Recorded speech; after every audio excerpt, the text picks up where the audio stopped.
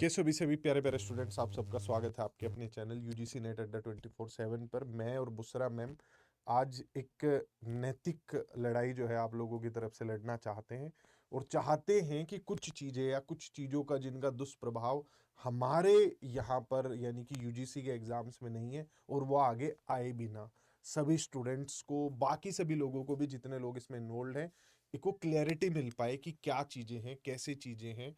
एक पिछले कुछ दिनों में हमने देखा एक मारामारी लगी हुई है। रिजल्ट में दो तीन तरीके की चीजें होती है, नंबर ऑफ सिलेक्शन होता है, फिर रैंक वाइज रिजल्ट होता है। तो रैंक को लेकर बड़ी मारामारी है। क्या यूजीसी नेट में रैंक पता चल सकती है? Question number 1। क्या 100 परसेंटाइल वाला ही टॉपर होता है? Number 2 point. नंबर 3 पॉइंट, क्या रैंक का फर्क भी पड़ता है? तो लास्ट क्वेश्चन से शुरू करूंगा मैं। अब आप मैं पहले ये नेगेटिव एस्पेक्ट क्या है इस चीज का, वो हम एंड में डिस्कस करेंगे। पहले हम इन तीनों सवालों के जवाब ढूंढ लेते हैं। तो मेरा लास्ट क्वेश्चन जो मैंने पॉइंट रखा कि रैंक जो है उससे क्या फर्क पड़ेगा मुझे। क्या मान लिया वो जो जेआरएफ में स्कोर भी है, परसेंटाइल, रैंक तो नहीं पता चल रही है पर क्या चीजें वो भी दे, पता चल गया मैं फर्स्ट हूं आप सेकंड हो, क्या फर्क पड़ जाएगा उस चीज का? सर जब भी जेआरएफ की हम बात करते हैं तो सबसे पहली चीज़ तो जो भी एस्पिरेंट जेआरएफ क्वालिफाई करता है वो एलिजिबल होता है कि उसको स्कॉलरशिप मिलने वाली है। जब भी हम अप्लाई करते हैं पीएचडी के लिए तो वहाँ पे हमको ऑप्शन आता है कि हम जेआरएफ क्वालिफाइड हैं या नहीं है, दैट्स इट। सिर्फ इतना ही ऑप्शन आता है कि येस हम क्वालिफाइड हैं या हम नहीं क्वालिफाइड हैं। उनको कोई मतलब नहीं है कि हमने 100 परसेंटाइल से क्वालिफाई किया है, 99 से क्वालिफाई किया है। स्कॉलरशिप सबको एक बराबर आती है, तो कोई डिफरेंस नहीं है कम परसेंटाइल्स ज्यादा का। पैसे नहीं मिलते? कुछ नहीं सर, एकदम सिमिलर है। किसी बच्चे ने किसी कैटेगरी से 97 परसेंटाइल में जेआरएफ किया है या 100 परसेंटाइल में किया है, आपको सेम स्कॉलरशिप मिलने वाली है। तो परसेंटाइल्स या आप कह सकते हो रैंक्स का तो कोई खेल है ही नहीं जेआरएफ के अंदर। अच्छा, दूसरा पॉइंट, पीएचडी में तो अब एडमिशन हो रहे हैं, तो क्या ऐसा हो सकता है कि जिसकी परसेंटाइल मुझसे ज्यादा है या रैंक मुझसे अच्छी बन रही है उसकी, उसे किसी पर्टिकुलर कॉलेज में एडमिशन मिल जाए, मुझे ना मिले? क्या ऐसा कुछ फर्क पड़ेगा? सर रैंक्स का तो डिफरेंस नहीं पड़ता है उसके अंदर। हाँ, जो मार्क्स आए हैं हमारे पास में, जो ऑब्टेन्ड मार्क्स हैं, उससे हो सकता है कि कट ऑफ में जो है वो डिफरेंसेस आए पीएचडी के अंदर। क्योंकि जैसे यूजीसी ने इस बार बोला है कि जो भी यूनिवर्सिटीज़ या कॉलेजेस हमारे यूजीसी नेट के स्कोर के ऊपर पीएचडी में एडमिशन लेंगे, वो स्कोर्स को 70% वेटेज देंगे। तो वहाँ पे रैंक मैटर नहीं कर रही है हमारी, वहाँ पे हमारे जो एक्चुअल स्कोर्स हमने ऑब्टेन किए हैं वो मैटर कर अच्छा, रहे तो हैं। ये जो स्कोर्स ऑब्टेन्ड है, जैसे रिजल्ट की भी अगर मैं बात करूं, इसमें यूजीसी में हम अगर रिजल्ट देखते हैं मैम, कई जगह कट ऑफ जो है वो मार्क्स बेस्ड होती है और कई जगह पे जैसे आप ही के सब्जेक्ट में कॉमर्स वगैरह में वो जो है वो परसेंटाइल बेस्ड हो जाती है। तो जिनका रिजल्ट मार्क्स बेस्ड आ रहा है उसमें भी मार्क्स लिखे होते हैं, और जिसमें ये परसेंटाइल आ रही है मार्क्स, उन्हें भी पता चल जाते हैं। हाँ जी सर, उसमें जो परसेंटाइल वाले रिजल्ट्स हैं उसमें जो मार्क्स ऑब्टेन दिखाए हुए हैं वो नॉर्मलाइज होने के बाद दिखाए हुए हैं। एक्चुअल मार्क्स हो सकता है कम या ज़्यादा रहे हों। जो हमारे नॉर्मलाइज स्कोर के बाद में जो आए हैं मार्क्स, वो जो है वो रिजल्ट्स में लिखे हुए हैं। अच्छा, दूसरा पॉइंट जो शायद कुछ बच्चों को ना पता हो, परसेंटाइल और परसेंटेज में क्या फर्क है। परसेंटेज निकालते वक्त आपके टोटल मार्क्स को जो है नीचे हम रखते हैं। जैसे आपका 300 नंबर का पेपर है, आपके 200 है, तो 200/300 रखते हैं। लेकिन परसेंटाइल के केस में हम जो हाईएस्ट मार्क्स हैं उन्हें नीचे रखते हैं।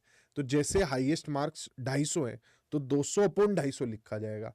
अब इसमें होता क्या है कि जिसके वो हाईएस्ट मार्क्स आए होते हैं, वो 250/250 होने की वजह से 100% हो जाता है या 100 परसेंटाइल हो जाता है। तो ये कैलकुलेशन वाला पॉइंट हुआ। अच्छा, अब चलते हैं मैम हमारे पहले क्वेश्चन की तरफ। तो लास्ट क्वेश्चन हमने पकड़ लिया था, क्या रैंक पता चल सकती है? उस क्वेश्चन का जवाब ढूंढने की कोशिश करते हैं। आपने कुछ रिजल्ट्स दिए, उन्हें मैं देखता हूं एक बारी। जैसे यहां पर हम चलते हैं, कॉमर्स का एक स्टूडेंट का रिजल्ट है, नहीं मैनेजमेंट के एक स्टूडेंट का रिजल्ट है। इसके आप परसेंटाइल देखिए, 99.462963, ये एक रिजल्ट है। इस बच्चे के सिग्नेचर ऐसे हैं, अगर आप वेरीफाई करना चाहें तो ये इस बच्चे के सिग्नेचर हैं, और 206 जो है इसके मार्क्स हैं। अब हम एक और रिजल्ट देखते हैं मैम, ऐसा ही, जिसमें कि बच्चे के वही, ये दूसरा बच्चा है, इसका सैफाली नाम है।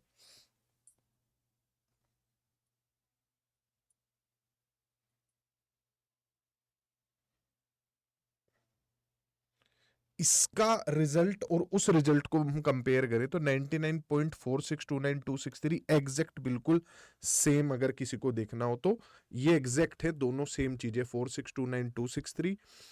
और यहां पर जो दूसरा रिजल्ट है उसमें भी यही है, हालांकि दोनों की कैटेगरीज जो हैं वो कहीं ना कहीं अलग हैं। ये ओबीसी का कैंडिडेट है और ये जो कैंडिडेट है ये आपका कैंडिडेट है मैम जनरल ईडब्ल्यूएस का। दोनों ही बच्चों को जेआरएफ मिला है, तो इससे दो तीन चीजें क्लियर हो रही हैं। एक तो कि जो बेस्ट स्कोर माना जाता है सब कैटेगरीज के लिए एक ही बेंचमार्क सेट करते हैं कि इसके सबसे ज्यादा थे। ऐसा नहीं कि कैटेगरी वाइज अलग अलग जो है टॉप स्कोरर चेक किया जाता और फिर जाकर परसेंटाइल कैलकुलेट किया जाता, तो वैसा नहीं है।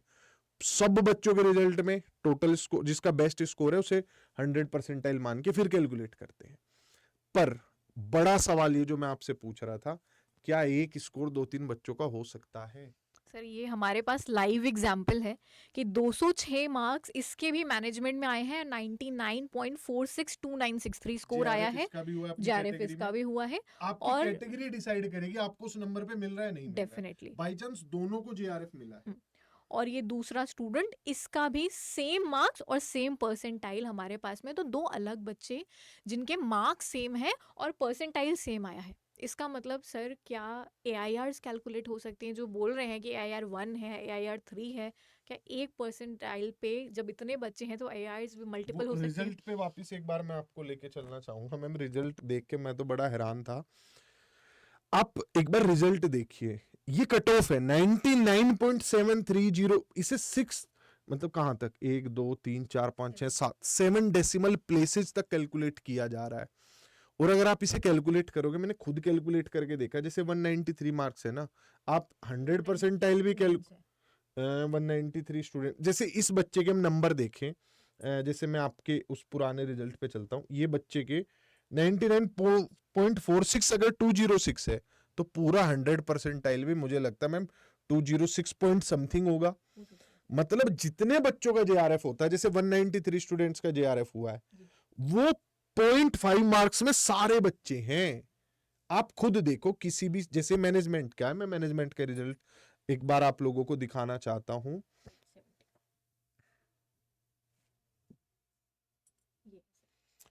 इसमें मैम अगर मार्क्स के बेसिस पे कट ऑफ है, तो अगर हम जनरल का और ईडब्ल्यूएस वाला जो हमारे पास रिजल्ट 206 का कट ऑफ है। और ये जैसे हम परसेंटाइल वाला लेता हूं मैं, इसमें तो जैसे 206 है, बच्चे के भी 206 है। जैसे कोई परसेंटाइल वाला आप,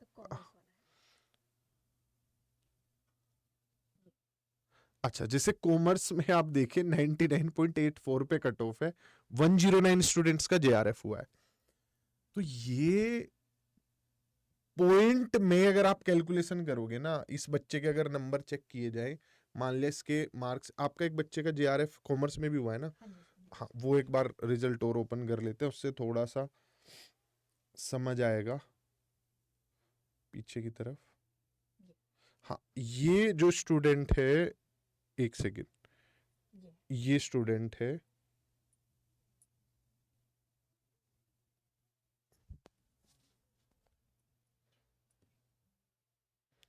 अगर हम इस स्टूडेंट के मार्क्स को देखें तो ये 99.990327 है और 222.266053 दिख रहा है। मैं आपको बता देता हूं, आप कैलकुलेट कर लेना।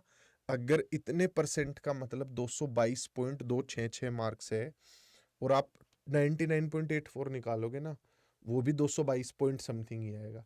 इस पॉइंट समथिंग में है 109 बच्चे। इसकी इतनी ज्यादा हाई चांसेस है कि एक सेम मार्क्स पर बहुत सारे बच्चे बैठे हों, और 100 परसेंटाइल ये श्योर करता है कि इस बच्चे के हाईएस्ट मार्क्स हैं, लेकिन क्या वही रैंक 1 है वो बिल्कुल अश्योर नहीं करता उस चीज को, क्योंकि उस पर बहुत सारे बच्चे रहे होंगे। भाई जेआरएफ का तो ऐसा खेल है, तो मैं ये मानता हूं कि उस दिन आप बेस्ट, वो सारे बच्चे वो हैं जो बिल्कुल सेम दौड़ रहे थे। फोटो फिनिश नहीं होता कई बार ओलंपिक में 100 मीटर की रेस में, वो बस जस्ट सांस भरने की देर है, किसी ने हल्का सा यूं कर दिया होगा, वो आगे निकल गया।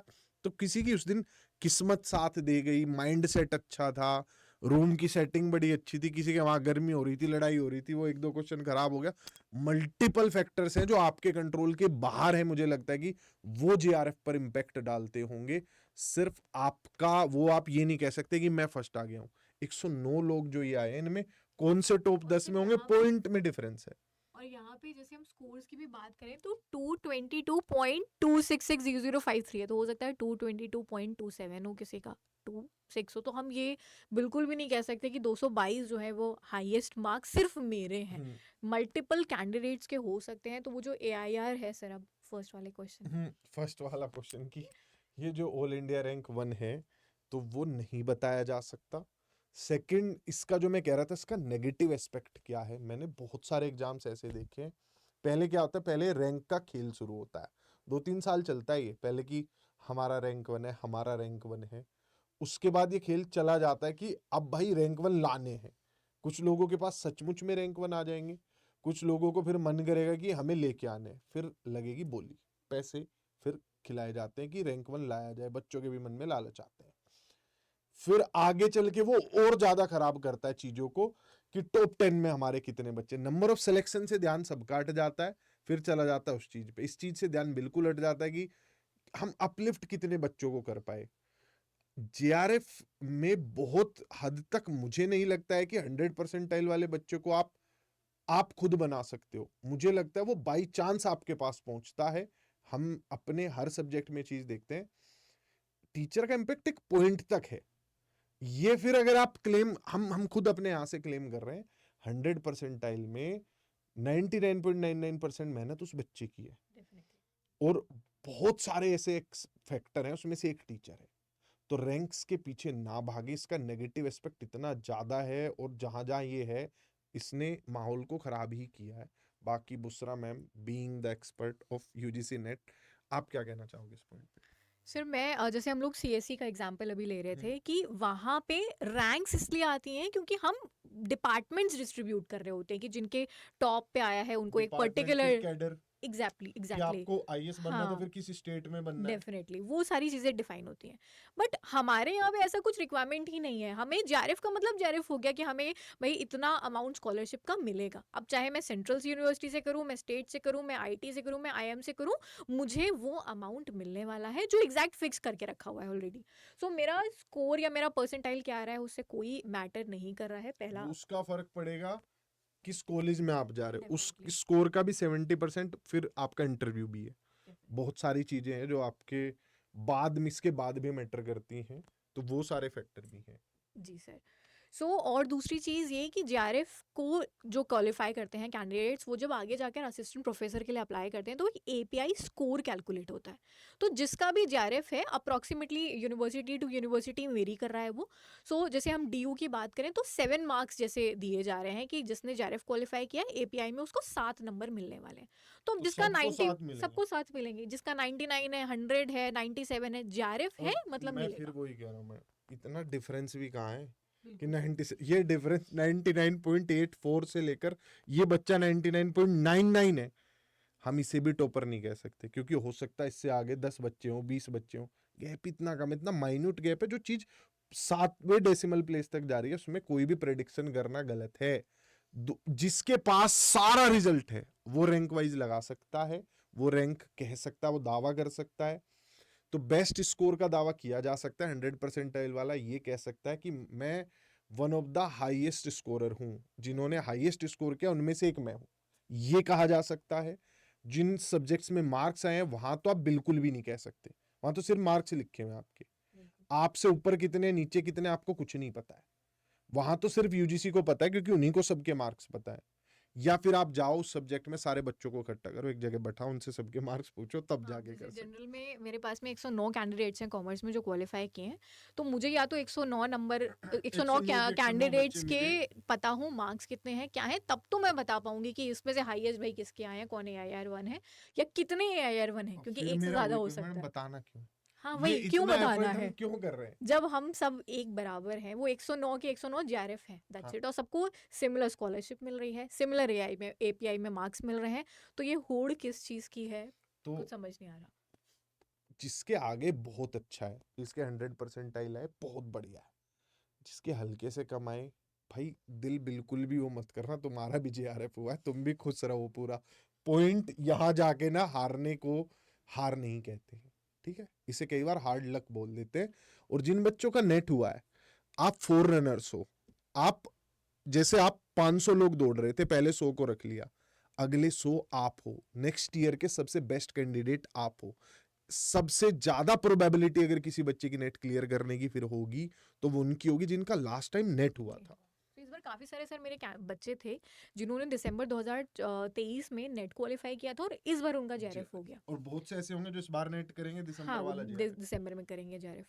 तो इसी के साथ बाय बाय, टेक केयर। जो भी बच्चे चाहते हैं यूजीसी नेट अड्डा 24/7 चैनल के साथ जुड़ना, एक ईमानदार तैयारी करना और एक ईमानदार अप्रोच रखना, और ये मार्केटिंग हम नहीं चाहते शुरू हो जाए, क्योंकि इसका शिकार एक दिन बच्चा ही बनता है और सिर्फ फिर होड़ में चीज़ें चल जाती है, कंट्रोवर्सी क्रिएट होती जाती है।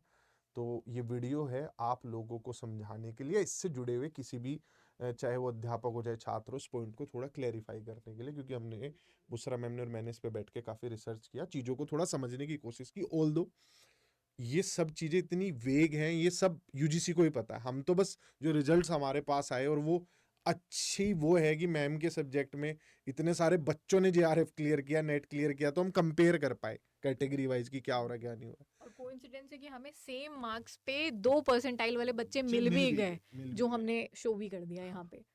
तो बाकी आपकी स्क्रीन पे एक नंबर आ रहा होगा, बैचेज में जुड़ना चाहते हैं तो जुड़ सकते हैं, और यूट्यूब पे क्लासेस चलती ही रहती हैं। नेट हो गया है तो जेआरएफ टारगेट है, और नेट अभी तक नहीं हुआ है तो जेआरएफ ही टारगेट रखना है।